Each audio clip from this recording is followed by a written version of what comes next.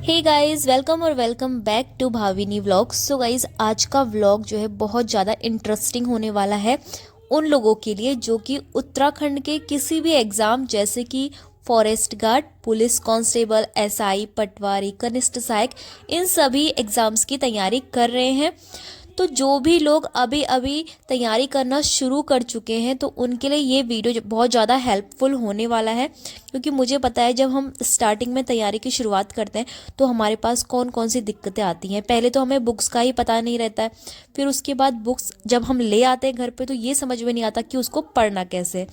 जैसे कि अभी मैं पढ़ रही हूँ अजय रावत।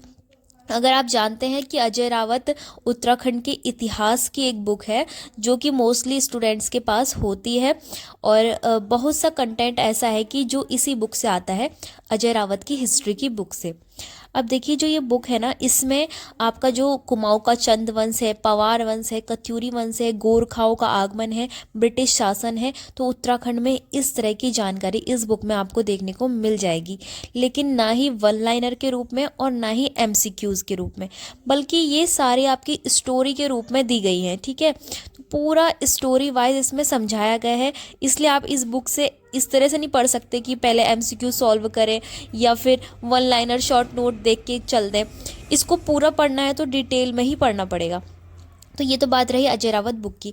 तो आज से इस व्लॉग के माध्यम से मैं एक सीरीज़ शुरू कर रही हूँ। वैसे तो व्लॉग में ऐसा सब कुछ करते नहीं है, पर मेरा जो है ना, खुद भी पढ़ना है और दूसरों को भी मोटिवेट करना है। तो इसीलिए मैं सोच रही हूँ कि अगर मैं पढ़ाई कर रही हूँ, मैं प्रिपरेशन कर रही हूँ, तो आप अगर मेरे व्लॉग देख रहे हैं तो आप भी वही सब करें। और जो भी लोग अभी अभी तैयारी करना शुरू हुए हैं उनको यहाँ से कुछ हेल्प मिल जाए। तो आज के ब्लॉग से हम शुरुआत कर रहे हैं उत्तराखंड के होने वाले किसी भी एग्ज़ाम्स की तैयारी की शुरुआत कर रहे हैं।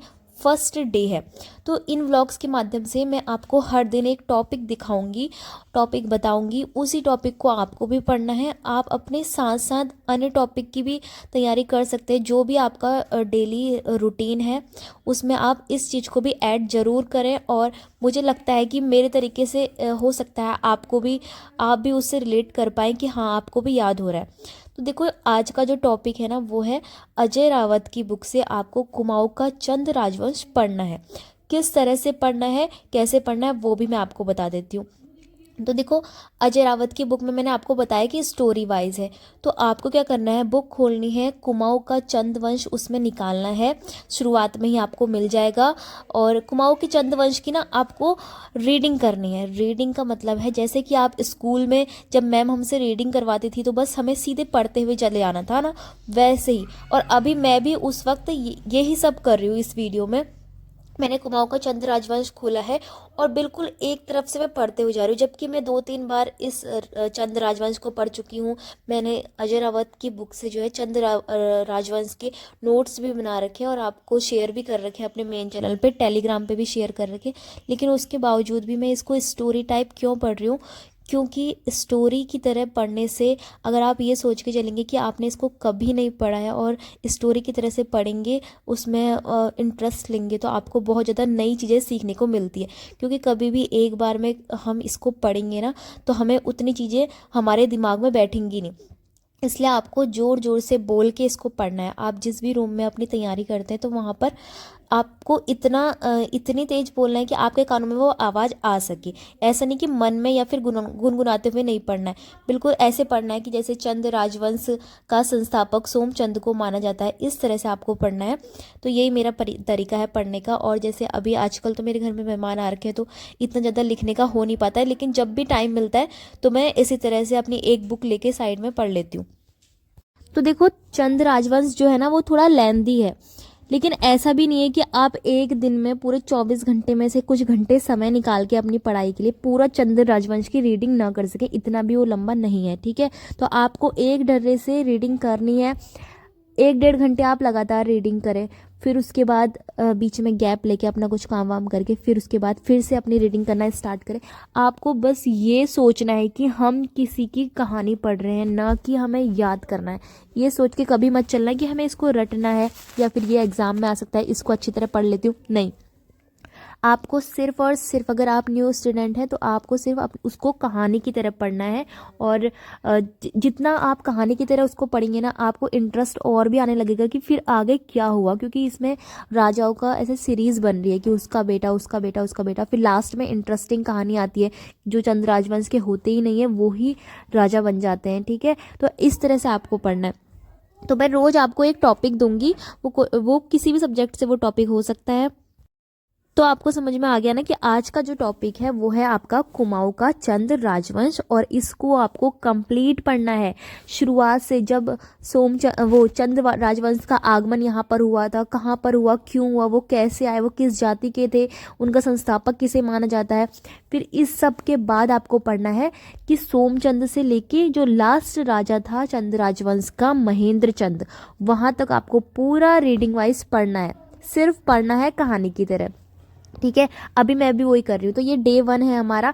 तो डे 1 का टारगेट आपको कंप्लीट करना है। रोज के टारगेट आपको मिलेंगे, और मुझे ऐसा उम्मीद है कि आपको भी मेरा तरीका पसंद आएगा ज़रूर। और अगर आप अपने भी इसमें शामिल करना चाहते हैं तो आप कर सकते हैं। अगर आप साथ में हिंदी पढ़ते हैं, रीजनिंग के क्वेश्चन सॉल्व करते हैं, करंट अफेयर देखते, करंट अफेयर तो आपको रोज़ ही देखनी है, रोज़ आप मॉर्निंग में देखते ही होंगे, आई होप सो।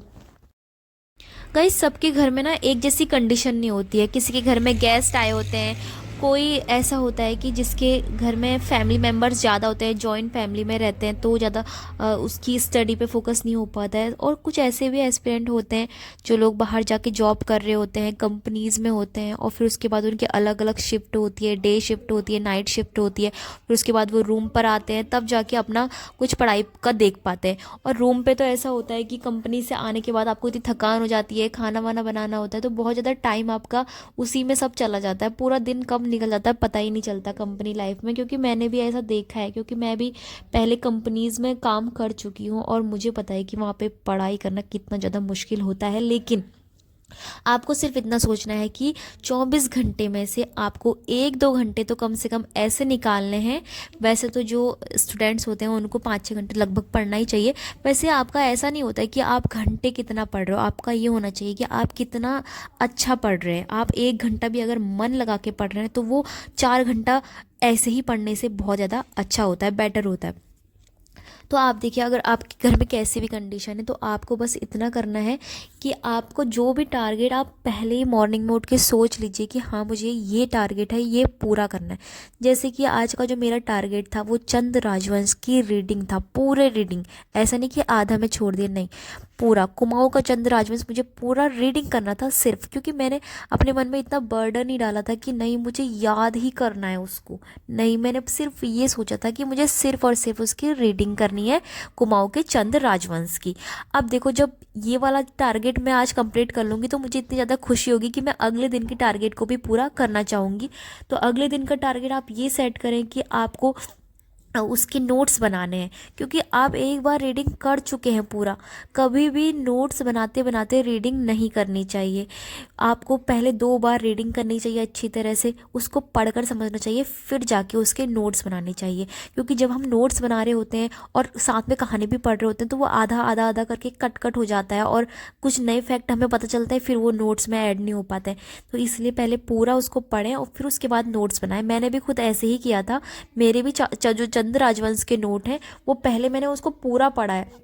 आप अगर मेरे नोट्स को देख चुके हैं एक बार तो आपको समझ में आ रहा होगा कि मैंने कितनी ज़्यादा बारीक बारीक चीज़ें उसमें लिखी हैं, जो एग्ज़ाम में अगर नहीं भी आ रही हैं वो भी चीज़ें मैंने उसमें ऐड करी हैं, ताकि मुझे वो ऐसा ना हो कि मैं उसको रट रही हूँ, मुझे वो याद रहे, वो किस किस इतिहासकार ने क्या बोला है उनके बारे में, उनके जो मूल स्थान है चंद राजवंश का उसके बारे में, वो कहाँ से आए हैं, उनकी जाति क्या है, क्यों आए हैं, उनके पास क्या ऐसे प्रूफ हैं, तो वो सभी मैंने उसमें ऐड करे हैं। तो आपको समझ में आ रहा होगा कि बहुत ज़्यादा मैंने बारीकी से उसके नोट्स बनाए हैं।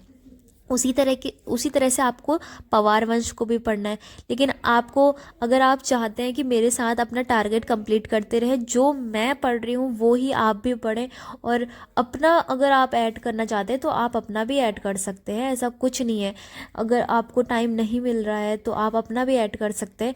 अगर आपको सुटेबल हो रहा है, कंफर्टेबल आपको लग रहा है, आपके टाइम टेबल के अनुसार कोई दिक्कत नहीं हो रही, तो आप इसको कर सकते हैं। और मैं आपको 100% कह रही हूँ कि ये जो तरीका है ना रीडिंग करके पढ़ने वाला, बहुत ज़्यादा अच्छा है, साइंटिफिकली ये भी बहुत ज़्यादा अच्छा है और बहुत ही कामगर है। इससे हो सकता है आपको लर्न और बहुत ज़्यादा हेल्प मिलेगी अगर आप न्यू स्टूडेंट हैं और आप आने वाले उत्तराखंड के किसी भी एग्ज़ाम्स की तैयारी कर रहे हैं। वैसे तो ये व्लॉग्स है और इसमें इतना ज्ञान देना नहीं चाहिए, लेकिन फिर भी अगर मैं एक स्टूडेंट हूँ तो मुझे भी ऐसा लगता है कि जो बाकी लोग मेरी वीडियो देख रहे हैं तो उनका खाली टाइम पास ना हो, वो भी कुछ ऐसा देख लें कि हाँ किसी से हेल्प मिल सके। क्योंकि जब हम शुरुआत में स्टार्ट करते हैं ना तो हमें बताने वाला कोई भी नहीं होता और ना ही मुझे बताने वाला कोई था।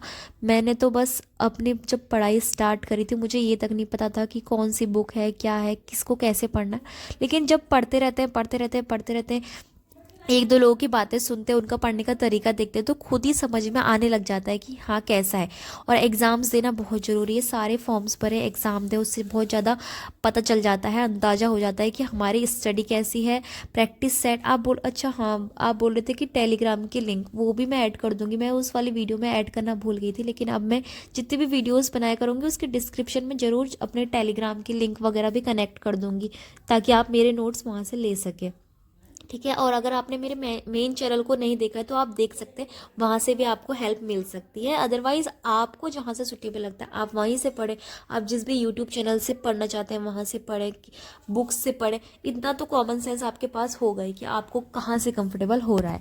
ठीक है, तो आज का टारगेट आपको पता चल गया है। कुमाऊं का चंद राजवंश आपको अच्छी तरह पढ़ना है और इसी तरह से जो भी नई नई इन्फॉर्मेशन मेरे पास होगी, कोई नया बेस्ट तरीका मेरे पास होगा अगर पढ़ने का, तो मैं आपके साथ ज़रूर शेयर करूँगी।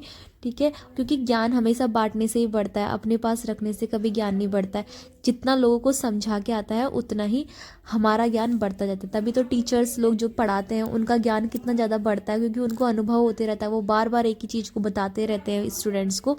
तो इसलिए अपने ज्ञान को शेयर करें ज़्यादा से ज़्यादा और उस पर फोकस करें और टारगेट कभी ना भूलें अपना। देखो मैं रोज़ व्लॉग बना रही हूँ तो मैं अपना टारगेट भूल रही हूँ क्या कि नहीं आज मैं व्लॉग नहीं बनाती हूँ? नहीं भूल रही हूँ ना। हर दिन व्लॉग पोस्ट करती हूँ, हर दिन पढ़ाई कर रही हूँ, तो आपको भी उसी चीज़ से मोटिवेट होना है और पढ़ना ज़रूर है। आप एक ही घंटा पढ़ो ना, आपसे नहीं हो रहा 6 घंटे, आपका नहीं टाइम मिलता, आपके घर की कंडीशन ऐसी है कि आपको काम करने पड़ते हैं। और उत्तराखंड में तो होता ही ऐसा है कि काम वाम इतने ज़्यादा रहते हैं घर में कि टाइम मिल नहीं पाता। लेकिन आपको करना है, शुरुआत कर रहे हो तो उसको अच्छी तरह करो और अपना दिमाग लगाओ कि कैसे आपको पढ़ना है। ठीक है, तो चलो इस ब्लॉग को यहीं पर एंड करते हैं और मैं भी अपना चंद राजवंश आज कंप्लीट कर लेती हूँ। और मुझे पूरी उम्मीद है कि आप भी चंद राजवंश को आज रीडिंग करेंगे, ज़रूर करेंगे। ठीक है, फिर उसके बाद देखते हैं इसके नोट्स बनाने क्या करने। वैसे तो नोट्स बने बनाए हैं मेरे पास, आप उसको भी कॉपी कर सकते हैं। अगर अपना बनाना चाहते हैं तो अपना भी कर सकते हैं। मोस्टली ना अपने ही नोट्स खुद बनाने चाहिए। वैसे तो मैंने आपको प्रोवाइड करवा रखे हैं तो आप बना सकते हो उससे, या फिर आप PDF के रूप में पढ़ सकते हो। लेकिन शायद ये मेरी ही सोच है कि अपने नोट्स खुद बनाने चाहिए, क्योंकि जब मैंने चंद राजवंश के नोट्स बनाए तो मुझे बहुत कुछ उससे सीखने को मिला। 10 जगहों से मैंने सर्च किया, गूगल से सर्च किया, अजय रावत की बुक से देखा, कितने सारे यूट्यूब चैनल की वीडियोस देखी कि इन्होंने क्या नया बताया रखा है। नोट्स कभी भी है ना 10 जगहों से देख के ही बनाने चाहिए, क्योंकि नोट्स हमेशा हम एक ही बार बनाते हैं। अब चंद राजवंश इतना बड़ा है तो क्या चंद राजवंश के नोट्स में बार बार बना सकती हूँ? नहीं ना। और बनाने भी अच्छे हैं, राइटिंग उसमें साफ रखनी ताकि हमें हमेशा समझ में आए। और पढ़ना भी हमें पूरा लगातार है, जब एग्ज़ाम देने जाएंगे तो रिवीजन भी करना है ना। तो उस हिसाब से ही नोट्स बनाने, पूरा समझ के बनाने। तो चलो इस व्लॉग को मैं यहीं पर एंड कर देती हूँ। आप भी पढ़ें और मैं भी पढ़ लेती हूँ। इसको कंप्लीट करके ही मैं सोऊंगी। ठीक है, तो आपको भी पूरा कंप्लीट करके ही इसको सोना है और अगले दिन का टारगेट आपके सामने हो जाएगा। सो फ्रेंड्स इस ब्लॉग को यहीं पर एंड करते हैं। इसी तरह की इन्फॉर्मेटिव वीडियोस व्लॉग्स मैं आपके सामने लाते रहूँगी। Thank you. और कोई भी क्वेश्चन हो इससे रिलेटेड तो आप कमेंट में पूछ सकते हैं। थैंक यू सो मच इस ब्लॉग को इतना देखने के लिए और मेरी बातों को समझने के लिए। और आपको सिर्फ अपनी अपनी स्टडी पर ही फोकस करना है। चलो ठीक है, take care, bye bye, good night.